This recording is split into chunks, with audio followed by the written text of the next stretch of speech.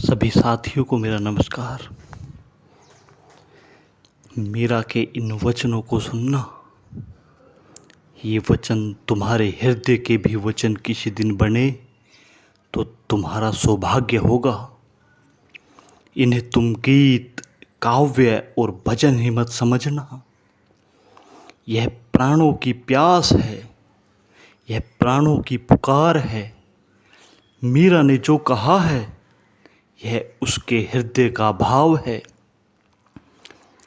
यह कोई दर्शन शास्त्र नहीं है। मीरा किसी सिद्धांत को सिद्ध करने नहीं चली और न दुनिया को कोई धर्म देने चली। मीरा तो अपनी प्यास की अभिव्यक्ति कर रही है। इसलिए जिन लोगों को सच में ही प्यासे होना है वे मीरा का हाथ पकड़ लें, वे उसकी भाव भगीमा में डूबें, वे उसके भाव को अपना भाव बना लें। गुनगुनाओ मीरा को, डुबकी लो उसमें। मैं तो गिरधर के घर जाऊं। मीरा कहती है, मुझे तो अब एक ही घर याद आता है, परमात्मा का। वहीं मुझे जाना है। यहाँ से मुझे हटा लो, मुझे वापस बुला लो। यह निष्कासन बहुत हो गया, यह दंड काफ़ी है, अब मुझे और दूर न रखो। मैं तो गिरधर के घर जाऊं, गिरधर म्हारो साचो प्रीतम, देखत रूप लुभाऊं। मैं तो गिरधर के घर जाऊं। प्रेमी तो बहुत पाओगे, गली कूचे मिलते हैं। प्रेमी तो बहुत पाओगे, लेकिन प्रेम टिकता कितनी देर है। बड़े से बड़े प्रेमियों का प्रेम भी क्षणभंगुर है, बन ही नहीं पाता कि बिखर जाता है। जो प्रेम बनता ही नहीं और बिखर जाता है वो सपने जैसा है, पानी पर खींची एक लकीर जैसा है। इस प्रेम में और कब तक जीवन को गवाओगे।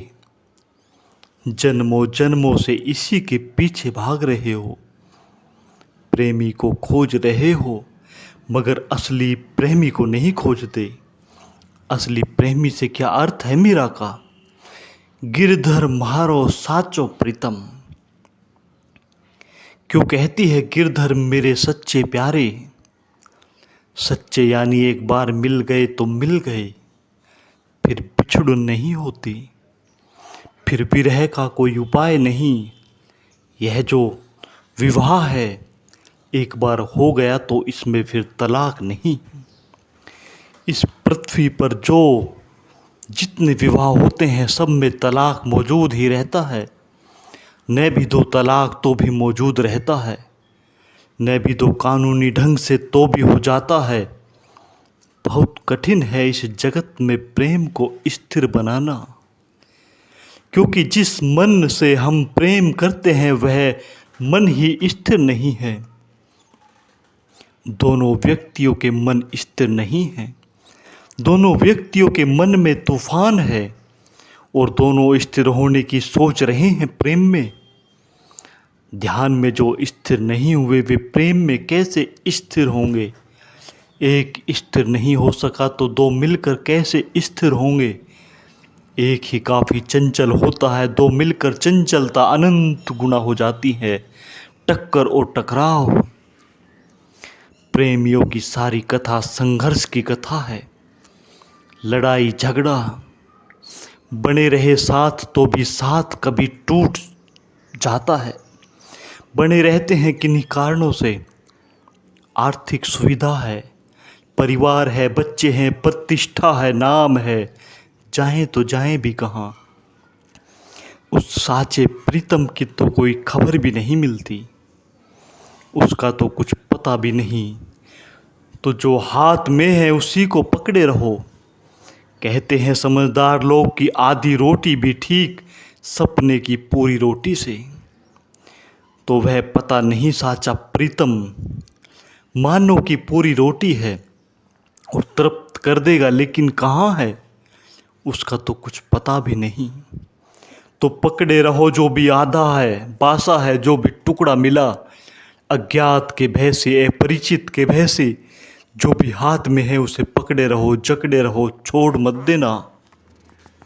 पति पत्नी एक दूसरे पर पहरा देते हैं और जरा सा मौका उन्हें लगा कि दूसरा स्वतंत्र होने की कोशिश कर रहा है कि अपनी पूरी शक्ति लगा देते हैं उस स्वतंत्रता को नष्ट करने में।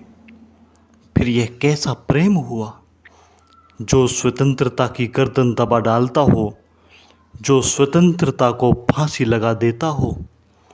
सच्चा प्रेम तो स्वतंत्रता लाता है। सच्चे प्रेम में तो ईर्ष्या की कोई झलक ही नहीं होती। सच्चे प्रेम में तो ईर्ष्या की छाया भी नहीं होती। सच्चे प्रेम में तो श्रद्धा अनंत होती है। मगर सच्चा प्रेम सच्चे प्रीतम से ही हो सकता है, इन छायाओं से नहीं बन सकेगा। यहाँ कैसे भरोसा करो किसी पर? जिस पति पर तुमने भरोसा किया, जिस पत्नी पर तुमने भरोसा किया, उसकी सांस बंद हो जाए कल, जीवन खो जाए, क्या करोगे? और मन ऐसा चंचल है, आज तुमसे लगाव है, कल किसी और से हो जाएगा। मन इतना चंचल है, मन इतना क्षुद्र, मन व्यर्थ में इतना उत्सुक है।